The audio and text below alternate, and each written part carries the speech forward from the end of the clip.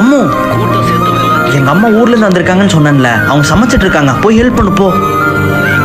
பொம்பளை பிள்ளைன்னா 6 மணிக்கு எந்திரிச்சு பழகுமா, இப்படி இருந்தா எப்படி? ஐயோ திட்ட போறாங்க. சாரிங்க, எப்பயும் தூங்குற மாதிரி மறந்து தூங்கிட்டேன். பரவாயில்ல, சீக்கிரம் போ, அவங்க ஏதாவது நினைச்சுக்க போறாங்க. அத்தை சாரி அத்தை, எப்பயுமே சீக்கிரமா எந்திரிச்சிருவேன். இன்னைக்கு உடம்பு சரியில்லை. அதெல்லாம் ஒன்றும் இல்லைம்மா, நான் சமைச்சிட்டேன், நீ சாப்பிட்டுட்டு போய் ரெஸ்ட் எடு. என்ன எதுவுமே திட்டாம போறாங்க.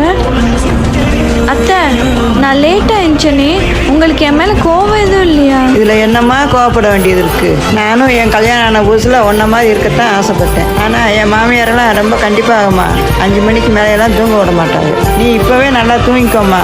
பிள்ளை குட்டியெல்லாம் பிறந்து விட்டு நீ தூக்கத்தையே மறக்க வேண்டியது இருக்கும்.